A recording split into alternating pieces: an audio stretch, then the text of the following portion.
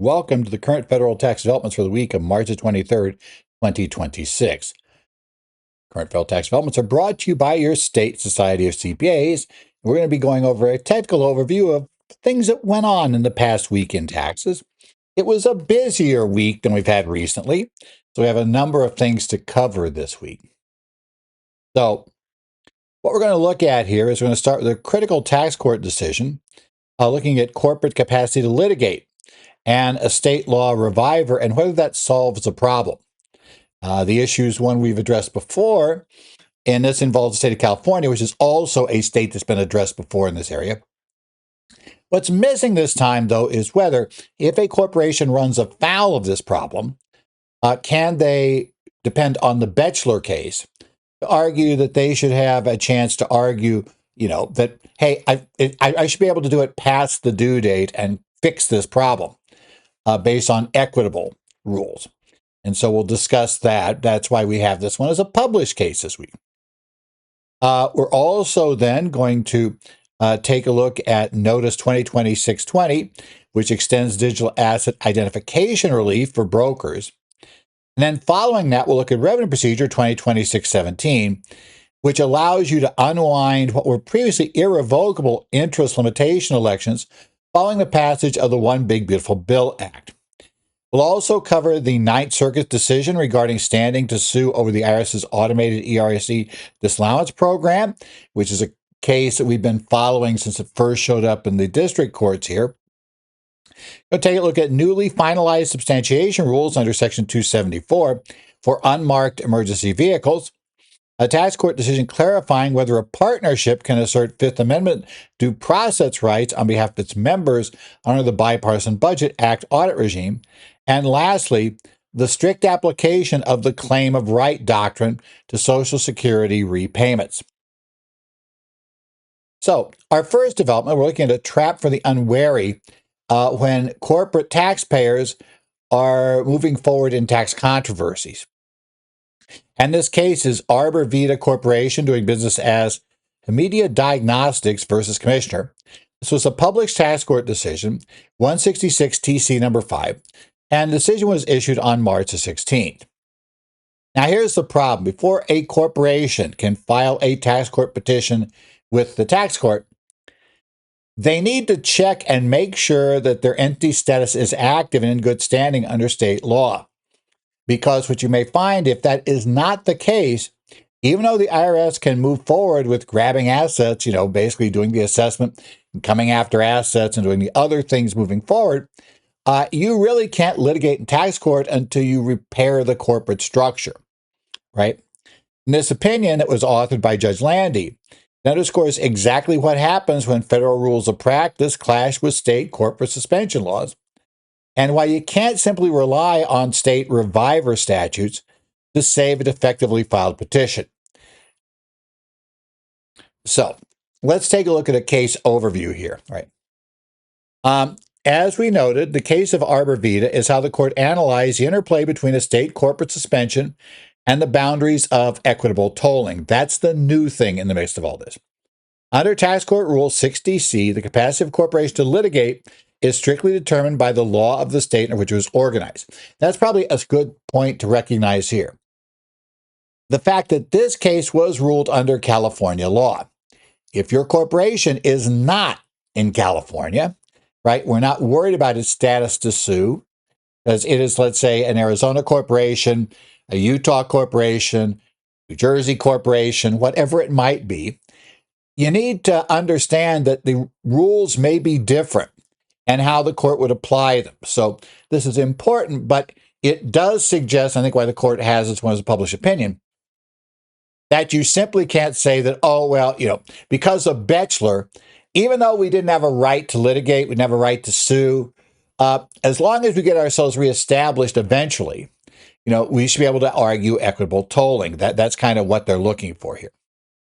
So the real core issue here before the court was whether a state's certificate of reviver, in this case under California law, could retroactively cure a tax court petition that was filed when the corporation's powers were suspended. Quite often when your corporation gets suspended for non-filing of a report, non-paying of a fee, In California, non-paying of corporate taxes, you'll find that if you get rid of the problem, there is a procedure you go through where you essentially retroactively revive the corporation. And this is the context of a certificate of reviver.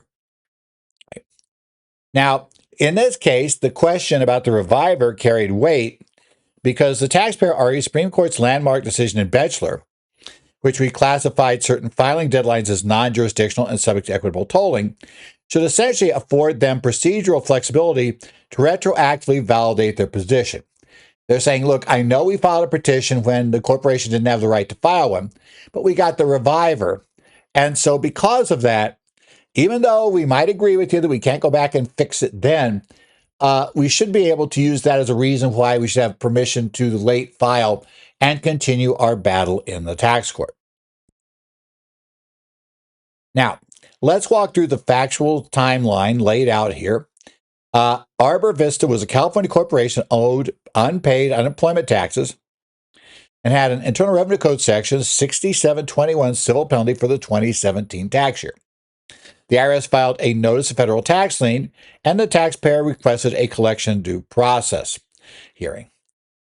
Not surprisingly, when they have problems paying their taxes, they also may have other problems paying things, and that's kind of where our problem started.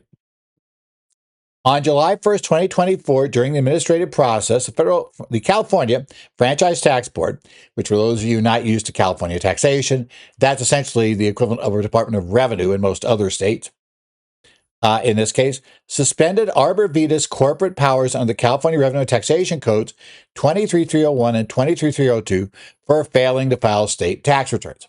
As I say, this is not an unusual situation for someone that has issues with the IRS.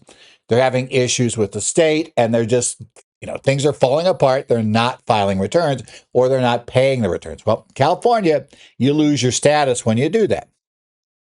While that corporation was still in the suspended mode, the IRS Independent Office of Appeals issued a notice of termination on March 6 of 2025. The taxpayer then filed a tax court petition on April 3rd, so acted, within the time frame. Now, strictly speaking, this petition is on time. It was well within the 30-day statutory period to file it under Section 6330D1 for this type of a claim. However, because the corporation was still suspended under California law, it lacked the legal capacity to act under Tax Court Rule 60, parenthesis C. The catch here is the corporation didn't exist. It was effectively a non-entity. Non-entities can't file petitions, basically, in most state law. Now, the taxpayer did eventually pay its state obligations and received a certificate of reviver, but that did not happen until September 17, 2025. And that's months after the 30-day statutory window to file a valid petition had basically shut down. So there's an issue here. We have a petition filed timely, but we didn't exist when we filed it. And then we have basically, we've got everything straightened out with California. We've revived our corporation, but we're past the date to file a petition. Because we could file a valid petition today. We have a right to go to court, but of course, we're past the deadlines. So they're saying one way or another, equitable relief should allow us to move forward on this case, is what the taxpayer is arguing. Now, what they attempted to defend its position by arguing that California's certificate of reviver should retroactively validate the petition filed during suspension. And they leaned heavily on a Supreme Court's landmark decision in Batchelor, right, for that kind of relief, right? That was if you recall, Batchelor altered the landscape of tax court deadlines by reclassifying the 30-day collection due process deadline under 6330D1, this deadline, as an ordinary non-jurisdictional deadline that is subject to equitable tolling. Prior to Batchelor's, these filing periods were strictly jurisdictional, meaning a lack of capacity during the filing window automatically killed the case and rendered any state relation back doctrines entirely moot. Because Batchelor created potential procedural flexibility, the judge in this case was compelled to carefully consider and scrutinize whether California's specific relation back rules could now save the taxpayer petition. So, key to understand this answer is not being decided by the court under federal law directly. It's saying the key issue before us is going to be state law. What does California say about its Revivor statute? Okay. So now let's take into the mechanics of California's law, since that's going to be the key here. The tax court must apply the law of the state of organization. California, in this case, if for you guys who aren't in California, or corporations that aren't California corporations, we're going to look to the state the corporations organized it for its rules. So while California does allow procedural acts to relate back upon Revivor, it strictly prohibits substantive acts from doing so. Okay, that's going to be the difference.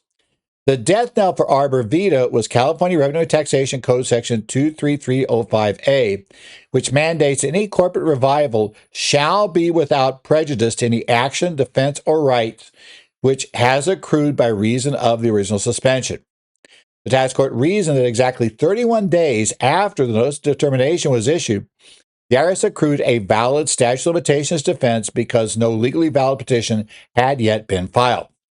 Retroactively validating Arbor Vita's petition in this case would prejudice this accrued defense, which is explicitly prohibited under the California law. The court also dismissed the taxpayer's attempts to compare the petition to a California notice of appeal, knowing the tax court functions as a trial court, not an appellate court. There was a second case they tried to bring in. They said, nope, we're a trial. This wasn't filing for an appeal. This is different in that case. Right? So what's the holding and the basically the final plea by the taxpayer for equitable holding? Tolling. The tax court held that equitable tolling mechanically could not apply here. Equitable tolling is designed to extend an otherwise discrete limitation of period. However, Arbor Vista actually filed its petition on time, within the initial 30 days, but did so without the capacity to litigate at the time. Since it was timely but legally defective, there was no deadline extension the court could logically grant. Now, whether the U.S. Supreme Court would see it that way would be another question. Because, the tax court is not really wanting to expand Batchelor. That's become clear over time. Now, this case was dismissed for lack of jurisdiction. And the critical takeaway for anybody in practice is that Batchelor is not a cure-all. Too often we get a Supreme Court case and practitioners, be they attorneys or not, often seem to start figuring, well, that's a catch-all solution for everything. It's a potential solution. A potential doesn't mean it's going to work, and certainly doesn't mean it's going to work easily, unless you have the exact fact pattern, which this was not a Batchelor. You have a risk that the tax court is going to differentiate the case and saying the Supreme Court case didn't affect it. So, for practical matter, you got to get the entity fully revived and active before the expiration of the tax court filing deadline. Or you may have given the IRS the perfect defense, at which point you need to pay the tax, whatever, and sue for refunds if it was deficiency notice. In this case, you just blew your chance of collections at getting some collection relief because, you basically filed your petition and you didn't exist when you tried to do it. Now, for those of you with the video, we have up now a graphic visual summary of the jurisdictional trap that we were looking at here. Right? The infographic illustrates a chronological timeline. Step 1 shows the corporate suspension. Step 2 shows the timely but invalid petition filed without capacity. And step 3 highlights the too late revival, right? Why it came in. The bottom half of the graphic summarizes the legal hurdles in this case. Rule 60C defers to state law. And again, that could be helpful to you.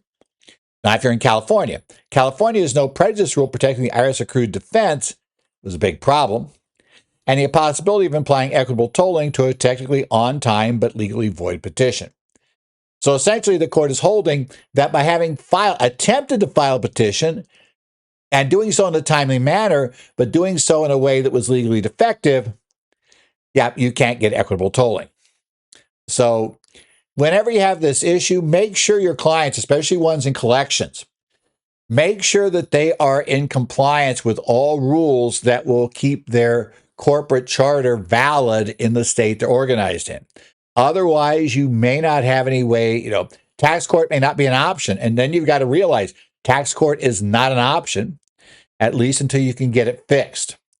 So, that's something to keep aware of in this area. Let's go to the second major development. This is a piece of administrative guidance that was being anticipated for anybody managing clients who have digital asset portfolios, notice 2026-20. Under Internal Revenue Code Section 1012C1 and the final regulations, taxpayers must apply ordering rules on an account-by-account basis when disposing of specified digital assets. Basically, crypto, and if anybody still got an NFT, we have that. Crucially, if the assets are in a broker's custody, the regulations state that adequate identification is only made if the taxpayer specifies to the broker the exact units to be sold no later than the date and time of the disposition. If the taxpayer fails to do this, they are forced into a strict default first in, first out FIFO rule. As we'll discuss here shortly, the brokerage industry's technological limitations made strict compliance with this rule practically impossible. So the IRS has now extended relief in this notice. So what are the specifics of 2620? What it does extends temporary relief for digital asset basis tracking. For context, Internal Revenue Code Section 1012C1, the final regulations under Treasury Decision 10,000 require account-by-account application of ordering rules for digital assets. Under Treasury Regulation 1.1012-1J3, 2, if the assets are held by a custodial broker, the taxpayer must specify to the broker the exact units to be sold no later than the date and time of disposition to achieve adequate identification. If the taxpayer fails to do so, under Reg Section 1.1012-1J3I, there's mandated a strict FIFO rule. Notice 2620 extends the relief from these strict broker communication requirements that was originally imposed under 2025-7 temporarily. So next up is, what's the rationale for extending? The reality is that custodial brokers remain technologically unprepared to accept specific identification instructions from their customers. While the Treasury Department has been informed that brokers have implemented systems to report gross proceeds for transactions in 2025, their basis tracking systems are significantly lagging. Currently, most brokers are not ready to accept specific lot instructions other than basic standing orders. Without this administrative relief, taxpayers would be unfairly and automatically forced to default FIFO simply because of the brokerage industry's technological limitations and, slow rollout, shall we say, of this type of a feature. So here's the mechanics of the extended relief. 2026 establishes a new relief period that begins on January 1st, 2025 and runs through December 31st of 2026. Fundamentally, we're extending the relief by 1 year. During this 2-year window, taxpayers may bypass communicating their lot selections directly to their broker. Instead, taxpayers can make an adequate identification, that's a term used in the notice, internally in their own books and records. This can be done by recording specific identifiers such as purchase date, time, and price, or by establishing an internal standing order before the units are disposed of. It's important to note a key limitation of this. This relief only applies to digital assets held in custody of a broker, not any they might hold on their own. Additionally, if a taxpayer is utilizing Revenue Proc 2024-28's basis allocation safe harbor, if that was a related item from last year, they must satisfy those requirements before relying on this relief. Same thing as the original ruling. Now, obviously, this is an impending collision course coming. The 1099-DA mismatch problems. Notice 2026-20 introduces a critical new provision for tax practitioners found in Section 4.05, entitled Adequate Identification. Here's the issue. The broker form 1099-DA reporting will become active in 26. That's not been delayed, which is right in the middle of this extended relief period because taxpayers are permitted to maintain separate internal books for lot identification without telling their brokers. The IRS explicitly anticipates that the acquisition date and basis reporting by the brokers in 1099-DA will not match the taxpayer's internal records. As we know, that's normally a bit of a problem. So how do we resolve the mismatch? To cure the discrepancy, Section 4.05 dictates that taxpayers made adequate internal identification. These books and records will supersede the 1099-DA for income tax purposes. However, this modification shifts the burden of proof heavily on the taxpayer's contemporaneous record keeping. Please remember, this is not something you can fix on exam by having the client write something up. You must ensure your clients are rigorously documenting their lot selections internally prior to execution. Once they make the statement, or they do something, say, "Oh, I didn't know anything about this until I got your letter," and the CPA told me, "Oh, I had to do this." So I've gone ahead and done it. Okay, they just admitted they don't get it. Okay. You cannot try to reconstruct these identifications at tax time or at exam time. The internal records must be established correctly to override the broker's reporting. So the clients have to understand they can't come to you next April and say, "Well, pick the ones." No, you're not allowed to use hindsight. They have to come to you with these things already picked. And in theory, if they pick them, they can't undo that pick. So, yeah, I don't know if, how many clients will not screw this up, and basically not have the records. Remember, the burden's on them. It's not up to the IRS to prove they didn't do it. It's up to them to prove they did. Okay. So again, back to infographics time. So those of you on the podcast, if you go download the slides, you can see these, but we have them here. So we have summarizing this crypto tax relief, I should say, infographic. It's a cheat sheet that contrasts the standard regulatory requirements against the temporary relief window that spans January 1st of 25 through December 31st of 26, calendar years 25-26. This graphic visually breaks down the permitted identification methods, showing that instead of the standard rule requiring taxpayers to communicate lot selections directly to their brokers, they can securely rely on internal book entries or internal standing orders. The graphic also contains a critical warning block in the bottom center. The FIFO default remains. If your clients fail to make adequate identification internally and fails to communicate it to the broker, the default chronological order orders the sales be on first in, first out. So keep track of this. Also, practical answer, if the client's broker accepts identification, that's going to be way better because then you have a third party indicating they got this notice on this day prior to the sale. And that's going to be a lot easier to get the IRS to accept than your client swearing that they didn't do anything wrong. Oh yeah, I had it there all along. I had it there. Yeah, I know it looks like looks like this is all from the same pen, and this looks like it might have been all written on the same day. But no, I didn't do that. Yeah. That's what we're going to have trouble with. Next up, another relief item in this case, right? Third overall major development. We're looking at administrative reprieve for businesses regarding the business interest deduction limitation and depreciation. The IRS has released Revenue Procedure 2026-17, providing highly anticipated transitional guidance for taxpayers looking to unwind certain real property and farming business elections that impact 163J. So, Revenue Procedure 2026-17 offers a critical second chance for taxpayers. Following the major legislative changes introduced by the One Big Beautiful Bill Act, OBBBA, right, this procedure permits eligible taxpayers to withdraw previously irrevocable elections under Section 163J7 and Regulation Section 1.163J1B15 III. Specifically, this applies to those who previously elected to be treated as electing real property trade or business, electing farming business, or an accepted regulated utility trade or business, which was a trade-off to get out of the 163J limitations. So let's talk about the background and why OBBBA has changed things a bit. Okay. So let's talk about the history and the catalyst of the relief, right? Originally, under the Tax Cuts and Jobs Act, an entity could elect out of Section 163J interest limitations. However, that election was strictly irrevocable and carried a harsh trade-off. Elected entities were required to use the alternative depreciation system under Section 168G, which is a short way of saying straight line, no bonus, right? No bonus depreciation would be available. So you gave that up by making this election. Now, in July 2025, we had the One Big Beautiful Bill Act.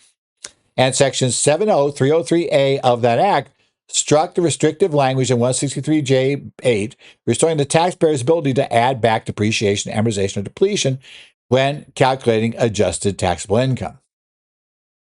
And that means that your ATI is higher, which means you might not have needed the waiver anymore.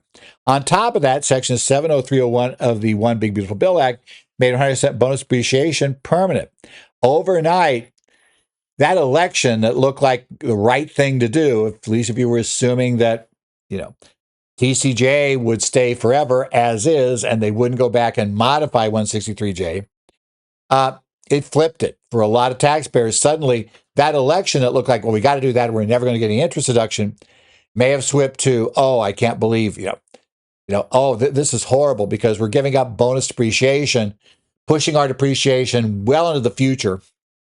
And we're doing all of this because we, thought we had this permanent law change that was going to, cause us to never get our interest deductions. So what we're going to do is, under Revenue Procedure 2026-17, the IRS gives an administrative answer. It's going to allow taxpayers to unwind these old elections to capture the dual benefit of the enhanced ATI calculations and the permanent 100% bonus depreciation. Now, question now is who qualifies and what are the mechanics for executing this withdrawal? Section 4 of this revenue procedure applies to taxpayers who made the qualifying election on a timely original filed return, or Form 65, for the 22, 23, or 24 taxable years. To execute the withdrawal request, the taxpayers must file an amended federal income tax return administrative adjustment request. Now, there is a hard deadline here. The filing must occur by the earlier of October 15, 2026, or the end of the standard statute of limitation on assessment of refunds, meaning you must abide by Section 6511 for refund claims. Finally, the provision, precision in your filing is paramount. The amended return must promptly display filed pursuant to Revenue Proc 2026-17 at the top and must include a formally titled statement containing the taxpayer's TIN and declaration of withdrawal. We are fully reversing, but that means we got to get the year that we made the election has got to be timely amended. And we may be running into some deadlines here. So be aware of that coming along here quickly.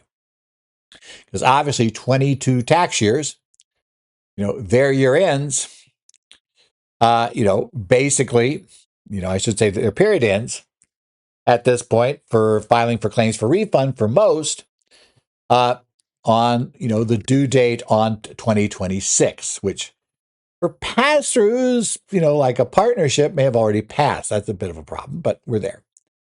So again, right, we have that.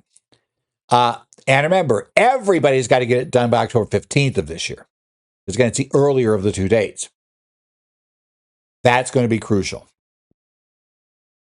Now, what's the ripple effects of this withdrawal? When a taxpayer successfully withdraws, there's 163J7 election under this revenue procedure. They're legally treated as if the election had never been made. This requires a lot of recalculations. So remember, you've got a deadline coming up. It may be coming up quickly, and you need to do a lot of recalculations. Your amended return or AAR must include all necessary adjustments to taxable income, particularly the recalculation of depreciation allowed or allowable under Section 168 now that ADS is no longer mandatory. Additionally, you must be careful to make corresponding basis adjustments to the affected property.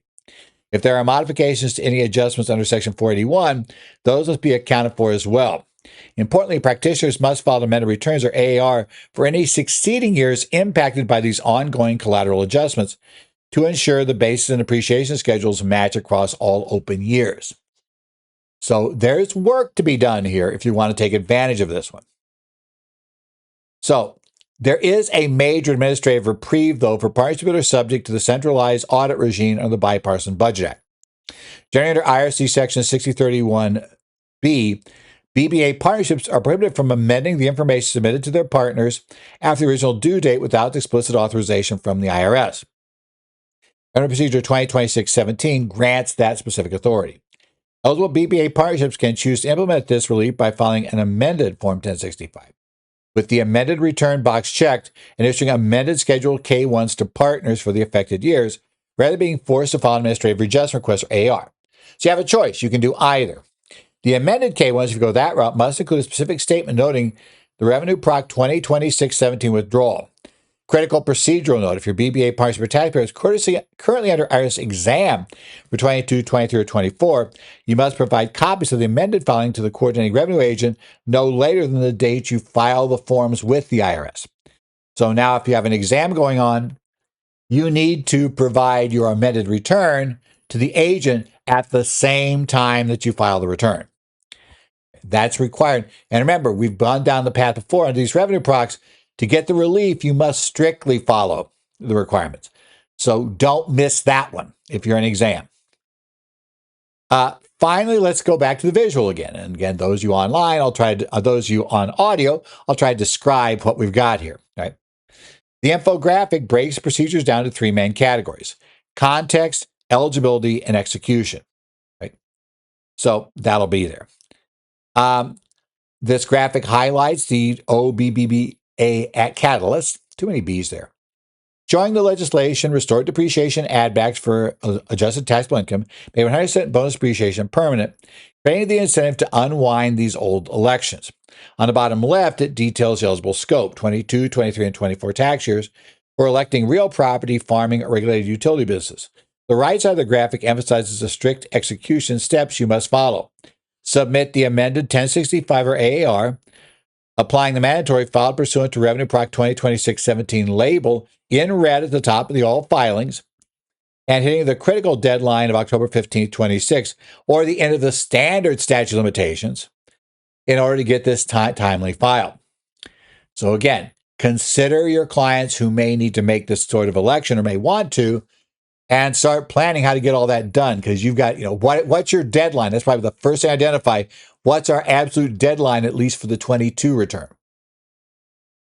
Next up, we're going to go to our fourth development.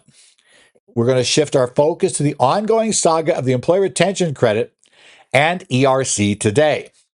Now, this is a credit under Section 3134. It was also part of the CARES Act, and so it wasn't codified until late in the game. Only, for most taxpayers, only the third quarter of 21 was a 3134 year, right? But there was a massive backlog of ERC claims led to the aggressive new processing protocols by the IRS and consequently litigation. Now, I've had concern about this litigation from day one because I thought, which is really what the courts ended up doing, that in essence, this wasn't like a reg, so really Loper Bright didn't apply. Neither did the APA. And the relief for the taxpayer was simply go to district court, file. Now, I realize that's not practical for a lot of taxpayers. I also realize the plaintiff in this case is not the taxpayer, but the consultant who is being paid on a contingent fee basis, and of course, for whom all this slowdown is meaning their cash flow is becoming a bit of a problem, right? But let's take a look at a recent memorandum decision from the Ninth Circuit, unpublished. I didn't feel it was a big thing to publish. ERC Today versus McAnally, which provides critical insight into the federal judiciary handles these lawsuits brought by third-party tax preparation firms that were on a contingent fee attempting to stop the IRS's automatic disallowance program. Now, let's just say it hasn't gone well for them, right? And this case itself has gone through essentially three runs. One run in district court when they're going for preliminary injunction, which the IRS came close to losing. I think if you read that one. A second final decision where the court essentially said, well, no, I can't really give you the relief you're citing, right? That's kind of there. And the IRS did take the hint and speed up the program a little bit in the interim. Right? And we've got that.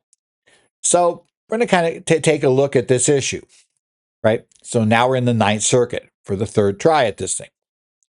So it's looking at a threshold issue of Article 3 of the U.S. Constitution standing within the context of the IRS's new disallowance during processing DDP program. You can't just take the government to court for something you didn't like about what the government did unless you have essentially standing. And Article 3 is the part of the Constitution that discusses what's necessary for that standing. right? So the IRS was faced over 1.1 million unprocessed 941X amended returns. So the IRS instituted a processing memorandum and began utilizing automated risk management models to categorically deny claims without individualized manual review. The plaintiffs in this case were tax preparation firms operating on a contingency fee agreements who sued for a mandatory preliminary injunction to stop the IRS from using these automated filters, arguing that the automated denials were arbitrary and financially harmed their business. As we're going to discover, our problem is going to be that these third parties couldn't get their fee from their clients because their clients didn't have to pay the fee until they got a refund. Which immediately, when I first read that, was like, that it seems like the wrong person's in court, right? Although I will admit that there is a California case where the taxpayer was the party in court, as I recall the history of this. But I haven't heard about any further developments there. That one may have been just when the IRS just went ahead and paid it out to get rid of the problem. That was also done, I think, before they got a formal denial. So, you never know. They might just kind of solved it quietly. The central question before the courts wasn't whether the IRS automated filters were perfectly accurate, whether these third-party prep firms had legal standing to sue the IRS over its internal processing methods. In essence, the wrong parties before the court and are before the court on the wrong issue. Okay? So, what led to this litigation? Well, as you know, the Employee Retention Credit originally enacted under the CARES Act 2020 and retroactively applied to many taxpayers, creating a ton of amended returns, resulted in massive floods of aggressively marketed claims. There were a lot of groups out there trying to sell everybody on filing ERC claims. You all remember that, right? The ERC mills. And everybody got emails every day, right? If you owned an accounting firm, you were getting emails both trying to get you to sign up with these people and send your clients to them, but also got it because you were a business owner, so you were just getting it from that standpoint. So you all remember all of these. By late 2023, the IRS had a backlog exceeding 1.1 million unprocessed 941X returns. And that's a problem because remember, this was a relief program to give business funds to stay in business during COVID. And the program had effectively ended for most taxpayers by September 30th of 2021. As a practical matter, my own belief is it probably really ended for most taxpayers somewhere earlier in 2021. Because even the states had some of the broadest, COVID lockdown rules. Yeah, they were basically gone by the time we got to the third quarter of 21. In response, the IRS instituted a processing moratorium and implemented the Disallowance During Processing, or DDP program. This DD program utilized automated risk management models and entity-level filters to categorically disallow thousands of claims without any individualized manual review. It was a mass issuance of letters 105C and 106C that were summary denials. Your claim has been denied, period. Right. The plaintiffs, ERC Today and Stenson Tamadon, LLC, are tax preparation firms operating on contingency fees. They sued for a mandatory preliminary injunction to stop the IRS from using these automated filters, to restore manual processing, and to vacate the automated disallowances. Now, stepping back, one thing from the beginning was, I'm not sure what they thought would happen. Where are we going to get the people to process these?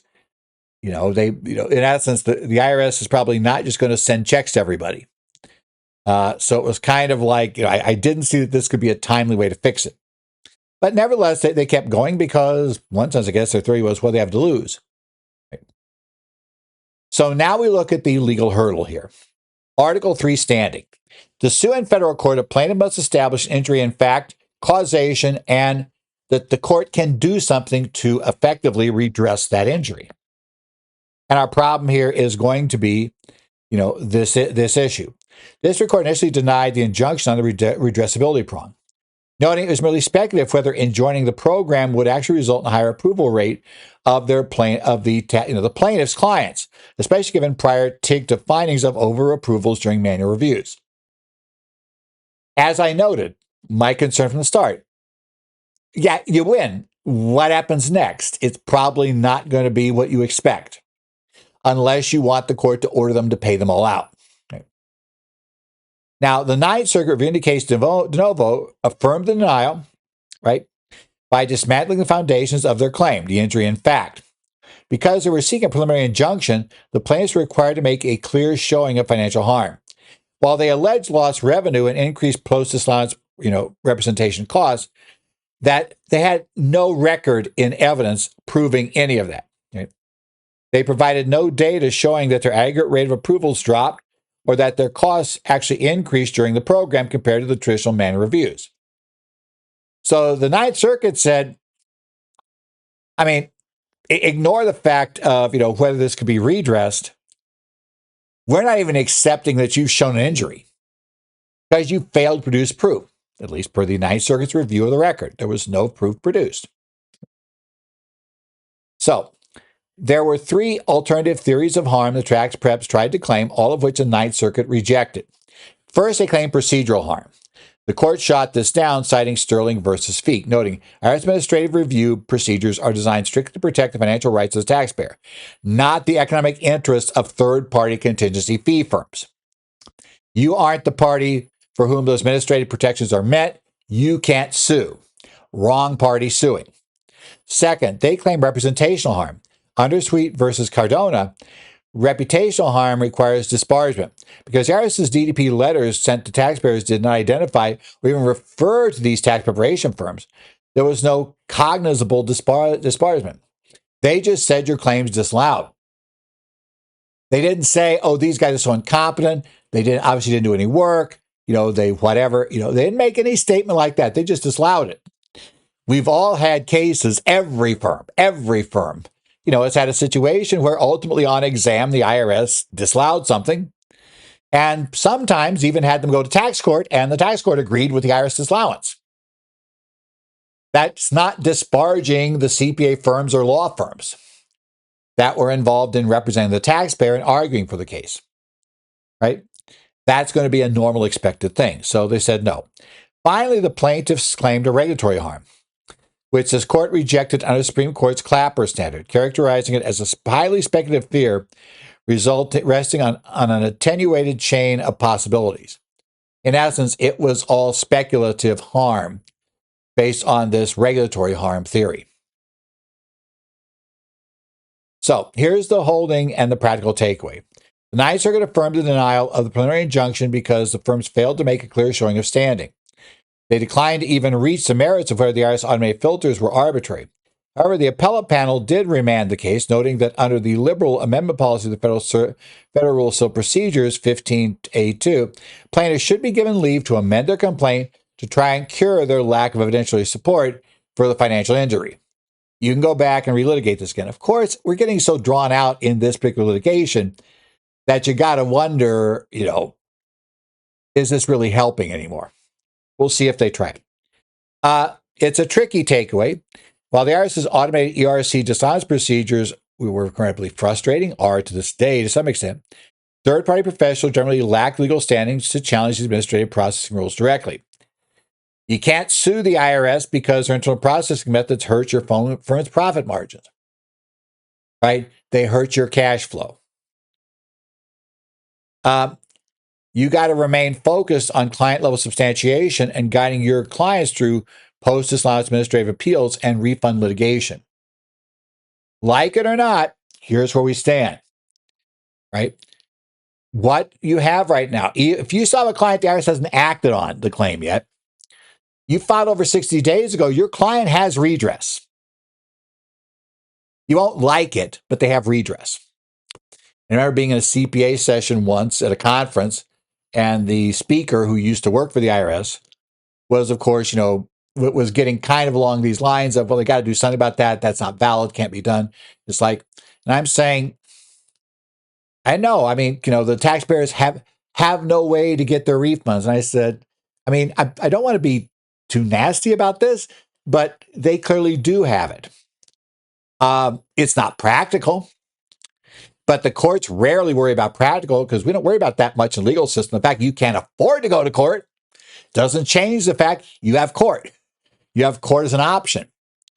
So, and that's kind of the argument here.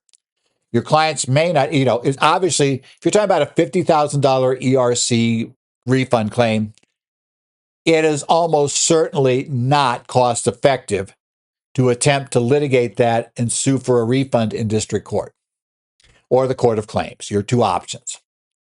But you have the right to do so. And there's no other way to force that 50 grand out aside from going down that path. So bottom line, clients who are, and this is what attorneys I know that were working some of the ERC stuff were telling people, it's like, we haven't heard from them. Can't we speed up? And the answer usually was, if it's I'll take a look at the facts of the case. If the facts of the case is based on revenue and we got solid books, then yes, because in essence, I'm pretty sure counsel's office will turn that down, or it says the Justice Department will quickly concede that case, right, and pay it out. But if you're talking about this partial shutdown theories, and it's not, and you're trying to use things like, the ones the IRS claims they won't go along with, it's likely you're not going to get anywhere. In essence, you're probably better off waiting to see if they allow part of your claim, rather than being the person that's actually gone out there and tried to, advance what rules count in this case. And unfortunately, because very, very few cases, and it could be the IRS just paid those out. I'm not beyond believing that one, they just paid those out to avoid getting anything on the record. When people literally substantively threatened to go to court, those are cases we needed. This case I knew wasn't the case we needed, because even if they won, I didn't think we got anything. And unfortunately, the courts kind of agreed with that. So again, we have our nice little picture here. It talks about the failure of the legal strategy in this case, right? It's collision between the plaintiff's challenges on the left and the court's verdict that's on the right. Left side highlights the automated DDP filters and the contingency firm's claim of financial industry. The right side shows exactly why the court sided with the IRS. It highlights the failure to prove standing, but also brings an important district court ruling, Administrative Procedures Act. There was a lack of any final agency action. Under Title V United States Code, Section 704, the internal risking model used by the IRS to filter returns is merely an internal procedure. It is not the final allowance or disallowance of an individual tax claim, meaning it is not subject to APA reviews. Right?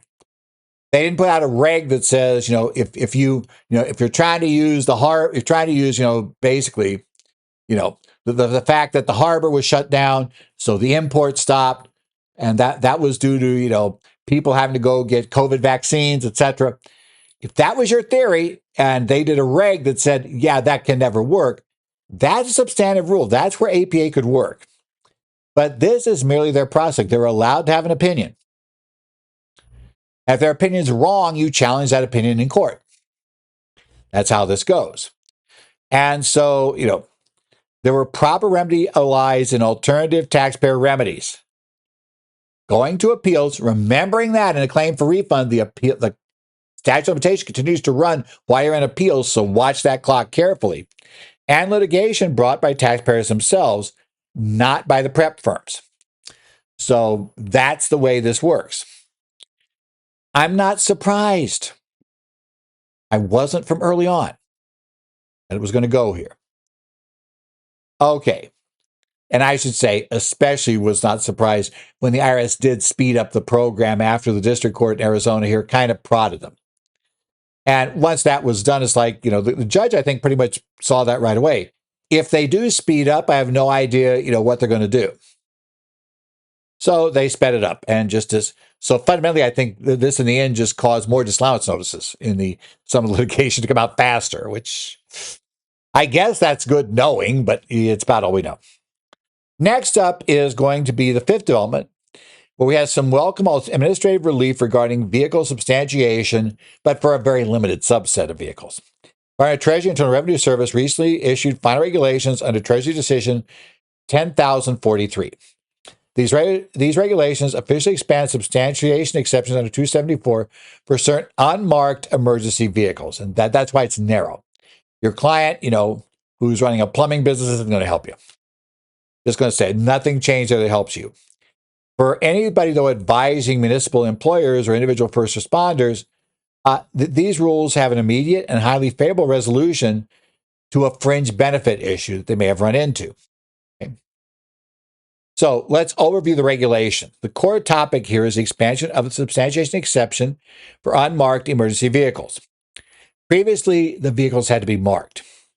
The significance of this ruling is it formally expands the regulatory definition of qualified non-personal use vehicles to include very specific unmarked vehicles used by firefighters, rescue squads, and ambulance crews. Okay?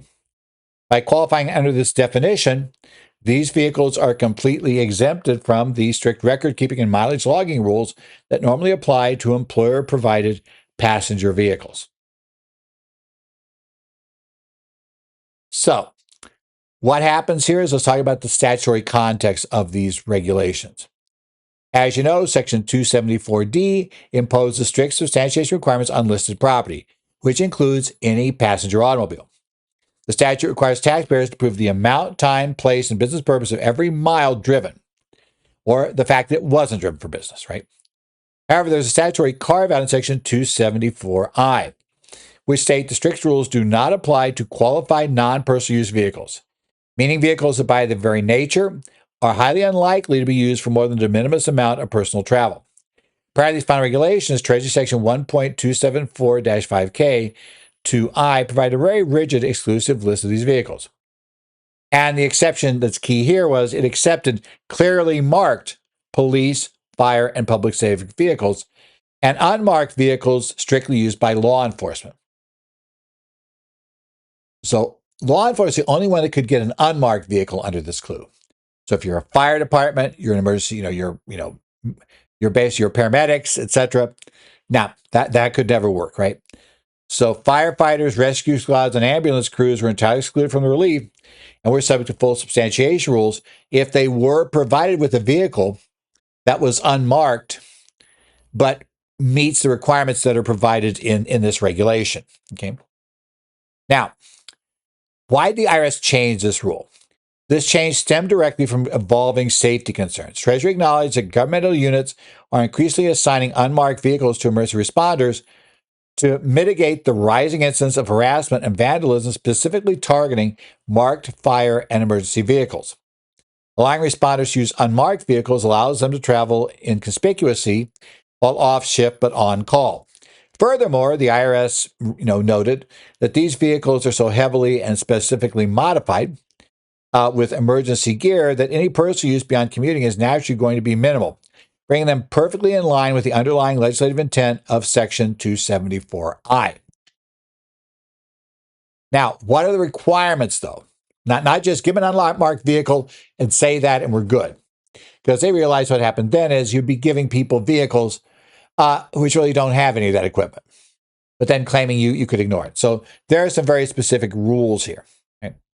There are 4 strict criteria found in Treasury Regulations Section 1.274K7. First, it must be used by a firefighter or a member of the rescue squad or ambulance crew who is explicitly required to be on call at all times when not on a regular shift.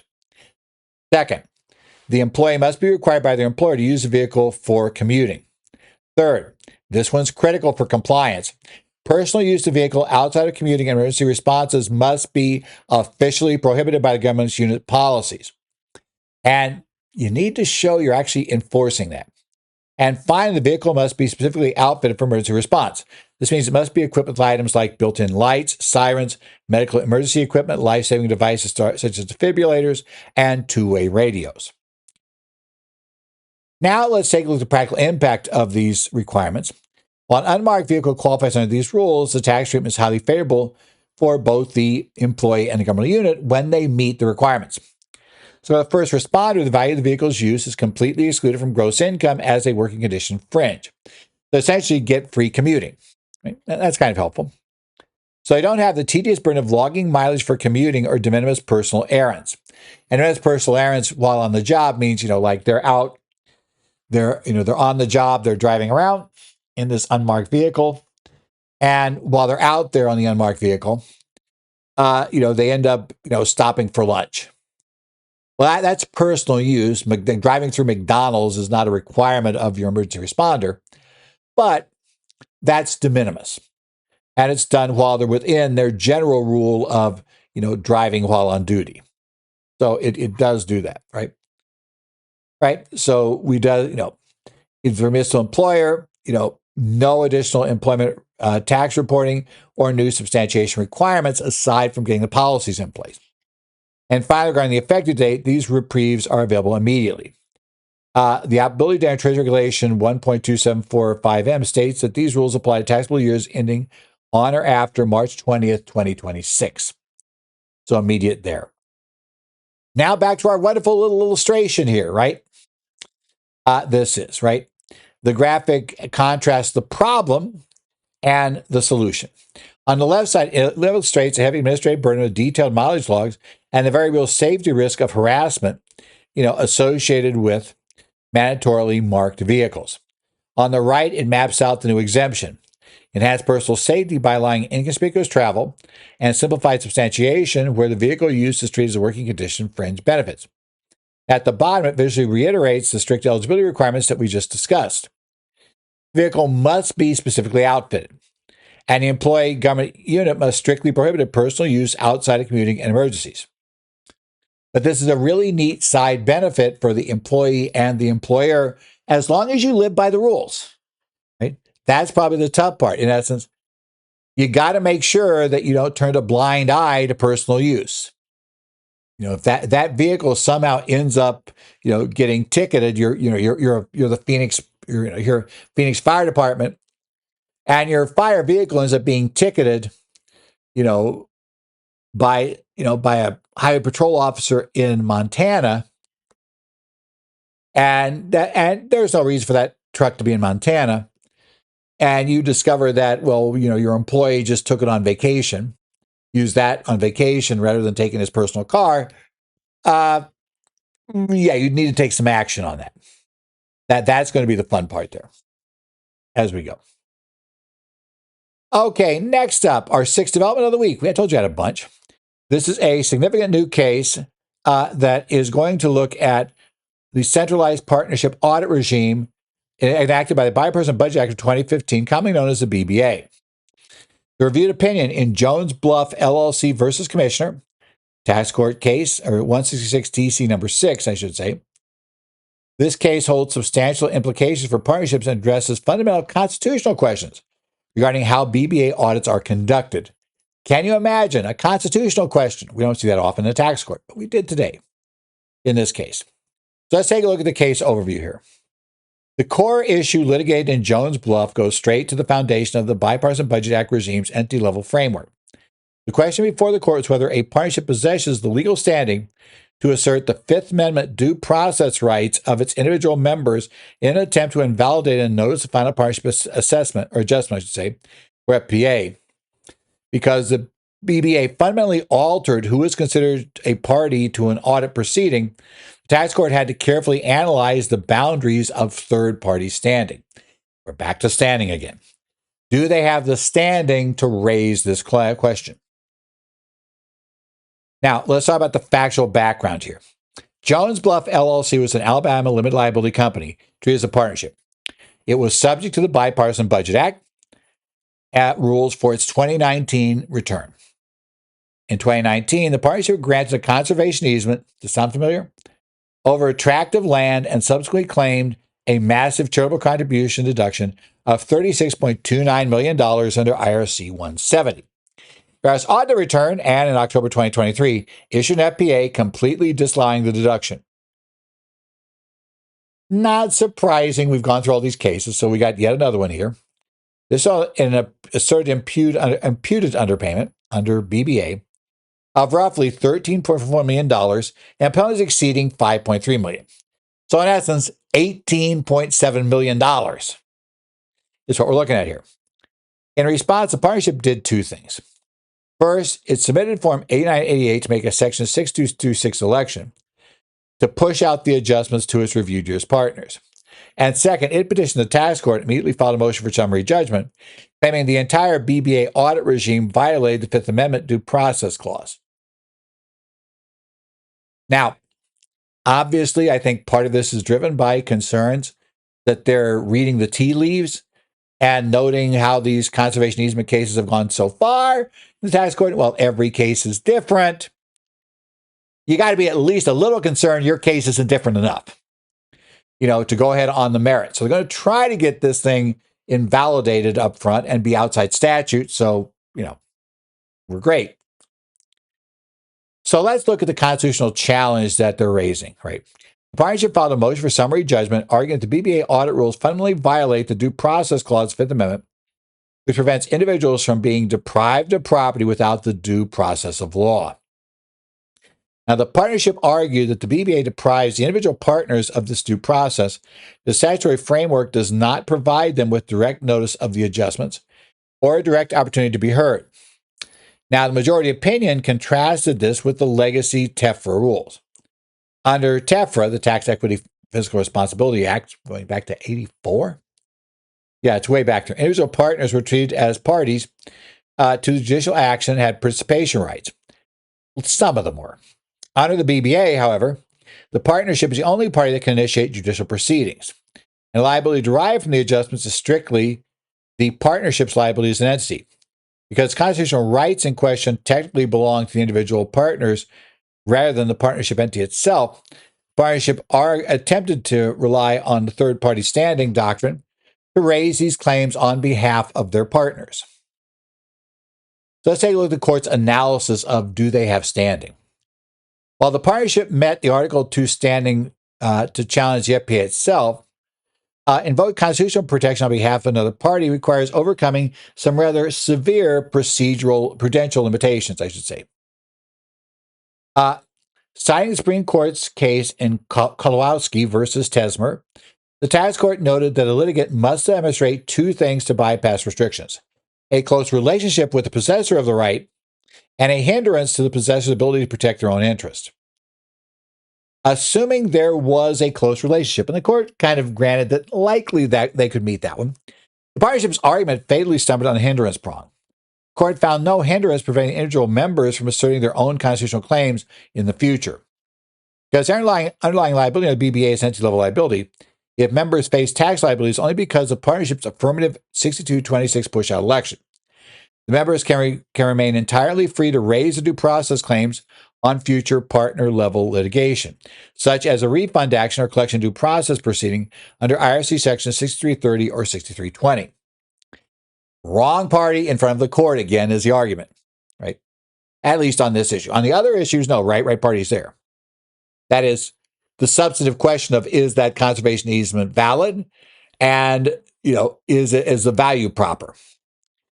But like I said, I think if you're in that industry now, you're getting a little concerned going back to the tax court to ask that question. Oh, no, we got it right. Nobody else has yet, but we got it right. Probably would like to win this way if you can. Actually, even if you had it right, for to win this way. But, what the heck? Take the easy way out. So, citing the case of Texas versus United States, the court explained that claims are not ripe if they rest upon contingent future events. Because the BBA assesses liability at the partnership level, any potential deprivation of the member's property was purely speculative at this stage. That deprivation would only occur through contingent future events, namely the partnership using 6226 statements after the decision became final or failing to pay the imputed underpayment. They tried to accelerate this, right? Consequently, the court held the partnership lacked third-party standing and the due process claims were not ripe, denying the motion for summary judgment. Now, note, the majority opinion did not say there isn't a due process issue. They just said you're not the party that can ask that question. In concurring opinions, a number of tax court judges went the next step and said, and we believe that there's no due process issue anyway, even if we went forward through the entire rights of the individual partners, we believe they have a valid enough due process option that it's not a problem. But again, that was concurrent, not a majority. So, kind of keep that in mind. They so far, most of the tax court is reserving judgment because it won't come from them. It'll come from the district court. It's probably the reason why they did. So another infographic, right? We do the infographics now. Remember that, right? We do that. This comparison between the old TEFRA rules and the new BBA regime. Left side is the old TEFRA rules, right? How they did it. Adjustments happened at the partner level, and certain partners had direct notice participation rights. Right? Remember, not all did. Not everybody was a notice partner if you're in a partnership. With the new BBA rules, where adjustments and litigation authority lies solely with partnership entity, that's different now. Used to be at least some partners had the right to go to court independently. But now it's just a partnership entity. The right side of the graphic visually maps out exactly why the court denied standing. It is fair to establish third-party standing due to lack of hindrance. Why the ripeness issue, right? Basically, I should say, the ripeness issue, I should say, emphasizing the partner's level's injury relies on contingent future events. The ultimate limitation that a partnership cannot raise Fifth Amendment due process claims on behalf of individual members. So, all kind of important things to keep track of. But yeah, the Fifth Circuit BBA claims, those are going to have to come in later types of litigation. Doesn't mean mean it's not there, but it just means that the tax court said, don't need to decide this here. We're not going to. Next up is going to be the seventh and final development, right? We're going from partnership level tax controversy down to individual taxation. We're going to look at the taxation of Social Security benefit repayments and, very importantly, the concept of the claim of right doctrine and the claim of right code sections. Because what we're going to find here is that, unfortunately, this pro se taxpayer that went to court on his own, there was a way that could have recovered most of what he wanted. Almost certainly. We don't know the exact facts, so I can't say for sure. But I would think there's a reasonable chance we could recover a lot of what he claimed. But we would have to have gone a different path than he went. In essence, he litigated the wrong year. Okay.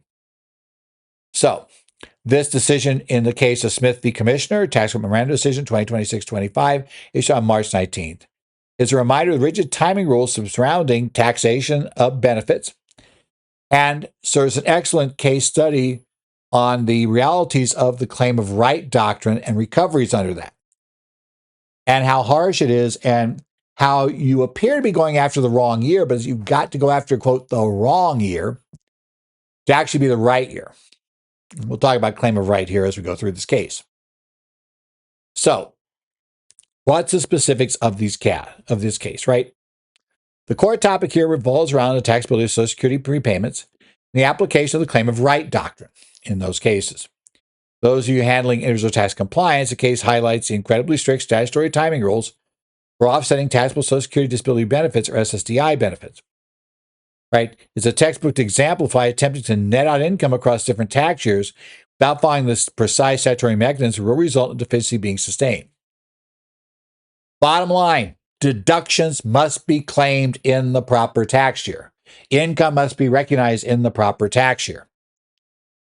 And the problem here is, if we talk claim of right, we're going to discover we're going to recognize the income in the year we're paid. We're going to get the relief, either a deduction or a tax credit in the year that we pay back the amount that was basically taxed under a claim of right doctrine. And the problem is, people naturally want to offset, especially when we describe the situation that this taxpayer faced. So, let's talk about this timeline. During the 2022 tax year, the taxpayer, Michael Smith, was employed and received wages, but he also applied for Social Security disability benefits claiming a disabling injury. The Social Security Administration ultimately approved his claim and paid him $26,802 in retroactive and current benefits during 2022. Mr. Smith did not report any of these benefits on his 2022 Form 1040. In 2023, the Social Security Administration discovered that Mr. Smith had been concurrently employed. That's not a good thing, getting Social Security disability. Just going to tell you right off. Yeah, the entire time, and determined he was never actually entitled to any of the benefits. They demanded their money back, and Mr. Smith complied with paying over $31,000 Social Security Administration across 2023 and 2024. Obviously, he got paid some going into 23 before the Social Security Administration realized the problem. Now, the IRS audited his 2022 return, and they assessed a tax deficiency. Because his income exceeded the base threshold, the IRS correctly determined that 85% of the $26,802 in benefits received in 2022, or $22,782, was required to be included in his gross income under IRC Section 86a. Taxpayer didn't like that way of looking at it, right? So how did he try to defend himself against this assessment? Mr. Smith did not contest the 85% calculation. Smart. That's very black letter law. There's no real way out of that, right? It says argument was that the 26,802 was essentially an accidental overpayment or loan from the government, and therefore it should be excluded from his 2022 gross income because it was forced to return it in the following years. That makes sense to somebody just sitting out here, an average third party, even a well-educated, intelligent third party. It would seem to make sense. I got paid this, but I paid it back, right? So I shouldn't have to pay tax on it, right? It wasn't mine. It was an erroneous payment. And so it wasn't really my income to keep. But the problem is the tax court went after the argument, right? Using fundamental principles of tax law, right? The court relied heavily on the annual accounting principle. That's a key one we have. Under IRC section 451(a) and Treasury Regulation 1.451-1A, which strictly requires cash basis taxpayers to report items of gross income in a specific tax year they are received. And the catch here is you can only do things based on what has happened by December 31st of your 2025 return right now, December 31st, 2025. Assuming a calendar year taxpayer. It doesn't matter what goes on a week into 26. Doesn't matter. It was not something that happened in 25. On accrual, we generally get into more, was it known or knowable at December 31st? You got to show it. The annual accounting method says, in essence, fundamentally part of the annual accounting method rule is I should create the same exact tax return. If I file that return on, let's say, at the stroke of midnight on on December 31st, 2025, that return should be identical to a return prepared on October 15th on the extended due date. We don't care about what happened between January 1st and October 15th. For the most part, there are some exceptions. For the most part, we don't care about that. So that's the key. And of course, as of December 31st, 2025, he had the cash in hand. And he didn't yet know he's going to be asked to repay it. Now, what about that repayment, though? The court invoked the claim of right doctrine from the 1932 Supreme Court case, North American Oil Consolidated versus Burnett. This doctrine, and there are related code sections that provide relief in certain cases from this doctrine, that provide relief, but on a very specific method that the taxpayer didn't use here. If a taxpayer receives earnings under a claim of right and without restriction as to its disposition, he received money that he might need to pay back. In fact, did need to pay back fundamentally. But when he was given the money, there was no restriction on his disposition of that. And it's contingent. We don't know if he's going to have to pay it back. Right? It wasn't part of the deal, right? It's possible, because it's always possible. You apply for Social Security benefits, and you might have to pay them back. If it turns out you weren't eligible, you claim to be 65, but somehow you fooled the whole system and you're not, or let's say 62, you went for benefits, but you're actually 58. I'm sorry, those benefits are going to be asked to be paid back if they figure out your age. It's the same difference here. Disability, figure out that you were working and you weren't prevented from working by your disability, they're going to require the money back. That's how they go. Right? So even though he was later required to return the money, he had to pay tax on it. Because he applied for the benefits and Social Security Administration immediately affirmed his entitlement, he received those funds under a valid claim of right in 2022, making them taxable in that year. There's a recovery method, but the recovery cannot take place until the year or years in which the funds are repaid. That's going to be our key takeaway. Mr. Smith is litigating the wrong year. Now, the tax court firmly rejected the taxpayer's attempt to offset his 2022 income with the repayments he made in 2023 and 2024. Under IRC Section 86D2A, Social Security benefits are reduced only by any repayments made by the taxpayer during the taxable year. Because Mr. Smith did not make any repayments in 2022, the court was legally bound by the code and could not adjust his 2022 liability. The court noted that Mr. Smith clearly received the funds under a claim of right because he had actively applied for the benefits. and had received an award letter affirming his entitlement. The restriction on his right to those funds did not arise until the following year, so his administration learned of his ongoing employment. Therefore, basically the court ruled that any relief must be determined strictly for the tax year in which repayment was actually made. That's the requirement under the claim of right doctrine, right? You're allowed to, under the claim of right reg or claim of rights sections that we have under 1341, you're allowed to claim, as long as there's more than a $3,000 amount involved, you have an option to either take a deduction in the year you repay them for the amount you paid back, or to the extent it was included in income. You got the 85%, you can't get a deduction for the full amount you paid back, since 15% of it was never an income. Or you can do a recalculation of the tax from 2022 in this case, determine how much tax would have been due had you not, had we simply not, had we not received the amount we repaid in 23, how much would have been due, and then that's your tax credit. You got your choice. Now, some states follow that option, some states don't. So with states, always check claim of right because weird things happen. That's your background. So let's take a look at that correct strategy. Although the judge did not rule on this in the 2022 deficiency case, he mentioned in passing, he should have sought relief on the claim of right statute 1341 on his 2023 return. Under Section 1341A1 and Treasury Regulation 1341A12A, taxpayer including item of gross income under unrestricted right, but later established they did not actually have that right, can obtain targeted relief if this deduction, if the reduction for the repayment exceeds $3,000. Since he repaid over $31,000 in 2023, he clearly cleared this threshold. Well, he actually did 23 and 24, but I'm going to assume it's over $3,000 in both years. And probably 3,000 divided by 0.85 because really 85% is being included. We'll ignore all those little details for now. Let's just take the simple case. Let's assume he had done it 23.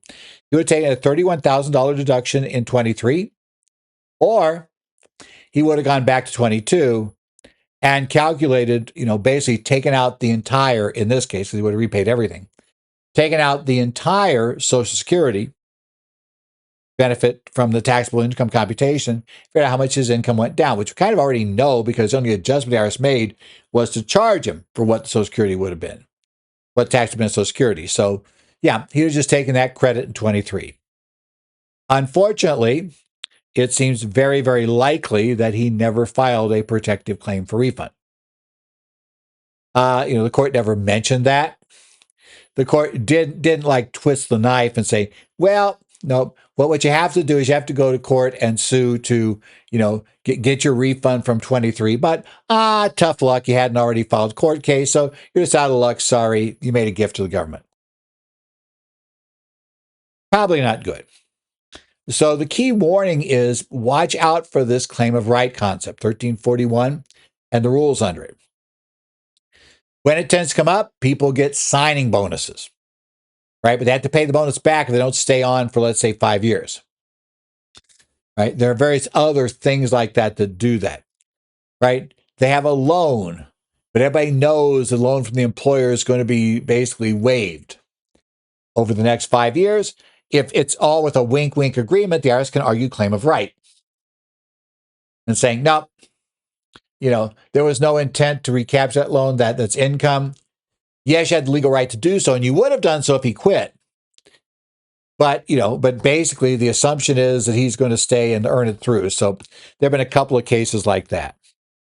So where do we stand at the end of the day? Well, let's take a look at our graphic here. 1341 is probably the big thing here. Understanding the claim of right. Now, there is a two-step lesser of computation required in Regulation 1.3411B. Determine the tax benefit.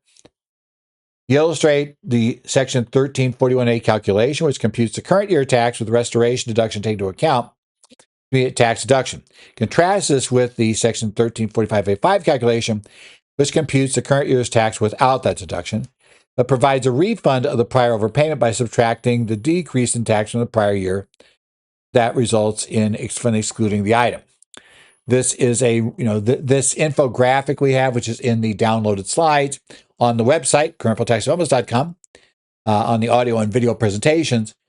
Yeah, kind of illustrates claim of right. Claim of right, you'll run into it a few times in your career, and you always have to go back through it every time. But remember, the key trigger is they got money, right? There were no restrictions placed on that money. But then at some point in the future, a contingency causes them to have to repay that back. That's a claim of right case. And part of the reason why it's structured that way, to be totally honest, and why Congress wrote the law that way is because 1341 applies and gives you the break in the year of repayment, even if that year of repayment is outside your statute for claiming a refund for the year you first received it. So claim of right can be a better solution in many cases, but it's not optional. You got to use it. Doesn't matter if it's better or worse. You got to use the claim of right options in cases like this. Well, this wraps up this week's overview on tax issues, current federal tax developments for the week of March 23rd, 2026. As always, if you have questions, my email address is on the slide there. It's always currentfederaltaxdevelopments.com. You also can, if you want to, try to get me in certain state society connects groups. I do it for Arizona, New Jersey, Idaho, Illinois, Minnesota, Washington. So you can keep an eye on there. If you post something there, I might respond to your question. Otherwise, we hopefully will be back next week. Again, late tax season. I can't guarantee these are going to keep coming on schedule. Just kind of the way late tax season works. But if possible, we'll hope to be looking to add stuff in next week, see what's going on. And you guys can then tune back in here on Current Federal Tax Developments.